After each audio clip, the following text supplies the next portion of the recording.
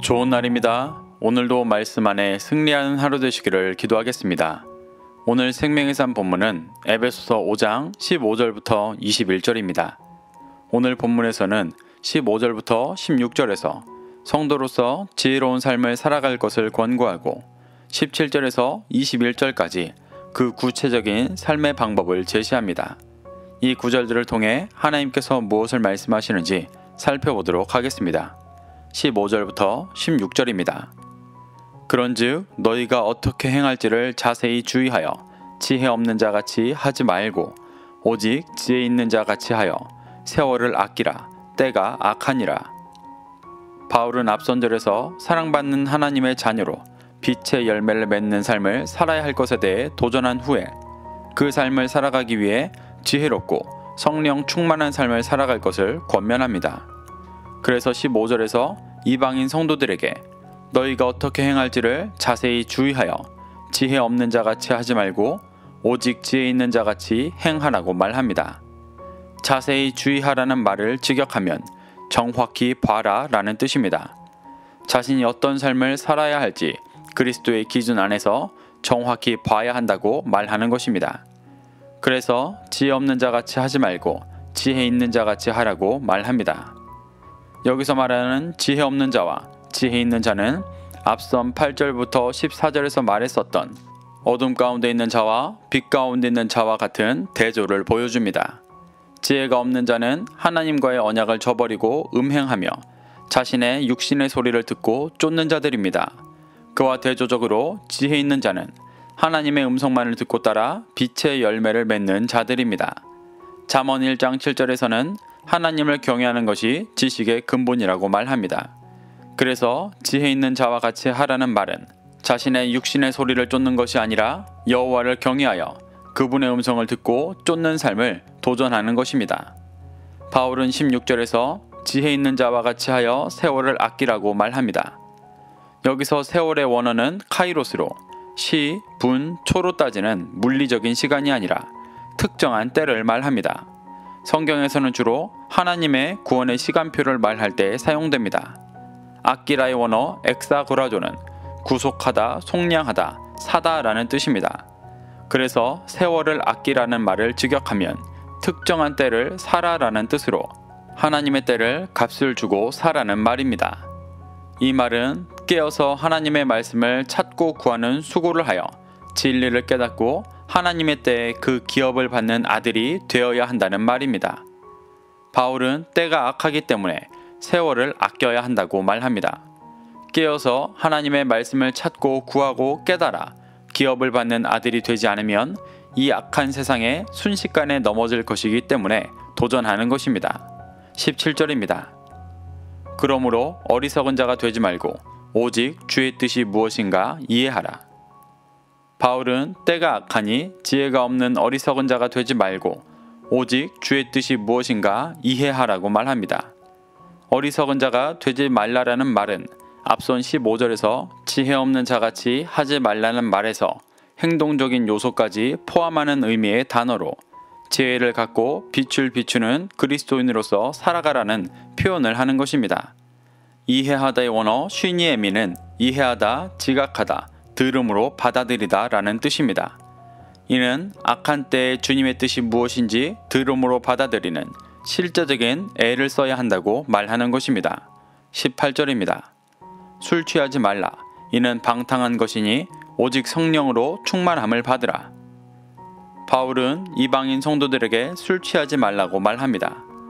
이는 표면적으로 거룩한 그리스도인으로서 술에 취해 행패 부리는 추한 모습을 보이지 말라는 말이기도 하지만 단순히 술만 안 마시면 된다고 말하는 것은 아닙니다. 여기서 말하는 술은 포도주로 물이 많지 않던 당시 중근동 지역에서 자연스럽게 마시는 음료였습니다. 그래서 예수님도 가나 혼인잔치에서 직접 물을 포도주로 바꾸시며 마시게 하셨고 성만찬에서도 포도주를 나누셨습니다. 그래서 이는 술 자체를 먹지 말라는 1차원적인 의미라기보다 술에 취하는 것을 이 세상의 것을 더 사랑하는 향락의 상징적인 모습으로 말하며 세상의 즐거움에 취하지 말라는 의미입니다. 그래서 요한계시록 17장 2절에서는 음행의 포도주에 취하지 말라고 더 직접적으로 표현합니다. 이는 하나님보다 이 땅의 가치를 더 사랑하는 음행을 저지르지 말라는 말입니다. 바울은 이러한 모습을 방탕한 것이라고 표현합니다. 방탕한의 원어 아소티아는 무절제, 거칠고 무질서한 생활이라는 뜻입니다. 이 세상을 더 사랑하는 무절제하고 무질서한 모습으로 살아가서는 안 된다고 말하는 것입니다. 바울은 그리스도 안에 새 사람이 된 이방 성도들에게 세상을 더 사랑하는 모습을 버리고 오직 성령으로 충만케 되라고 도전합니다.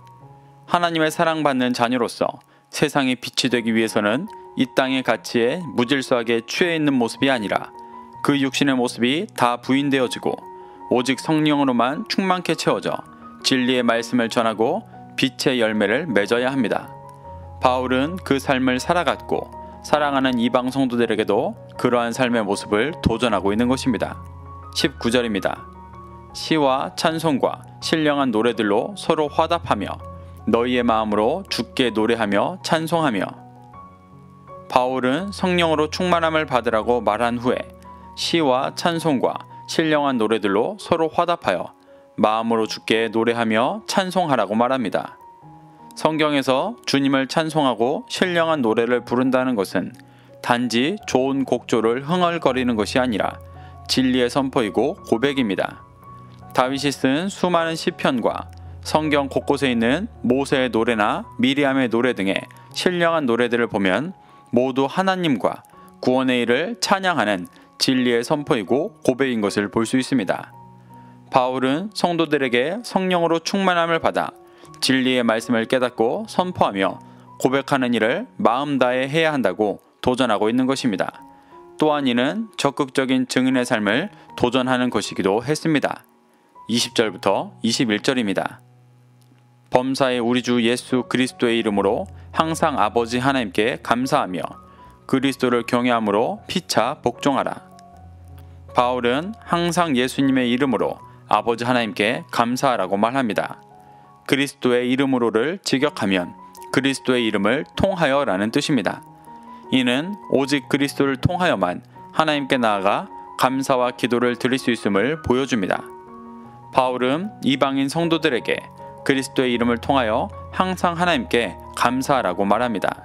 이는 이 땅의 가치에 묶여 살아가는 것이 아니라 창세전부터 구원을 예정하신 하나님의 은혜에 감사하며 그 은혜 안에 살아가라고 말하는 것입니다. 그리고 그리스도를 경외함으로 피차 복종하라고 말합니다. 20절이 하나님께 대한 태도를 말했다면 21절은 이웃 간의 태도를 말하는 것입니다. 복종하다의 원어 휘포타소는 무엇 아래라는 뜻의 전치사 휘포와 배열하다라는 뜻의 타소가 합쳐진 단어입니다. 그래서 복종한다라는 것은 누구의 아래 배열하다라는 뜻으로 낮아지고 겸손히 누군가의 의견을 따르는 모습을 말합니다.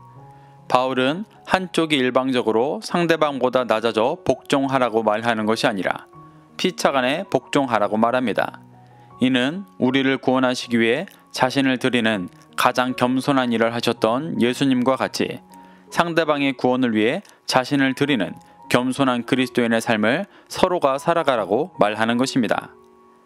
이렇게 바울은 교회가 하나님의 사랑받는 자녀로서 오직 지혜 있는 자 같이 하여 세월을 아끼라라고 말한 후에 그 구체적인 삶들을 제시하며 하나님과 이웃을 사랑하여 열매 맺으라고 도전하고 있습니다. 사랑하는 성도 여러분, 우리도 바울의 권면을 새겨들어 악한 세대 속에서 세월을 아껴 하나님의 때를 사게 되는 중심이 되기를 소망합니다. 그래서 하나님의 사랑받는 자녀로서 진리의 말씀을 마음에 새기고 증인된 삶을 살아가며 열매 맺게 되시기를 축복합니다. 오늘도 이 말씀을 심령에 새겨 승리하고 열매 맺는 하루 되시기를 기도하겠습니다.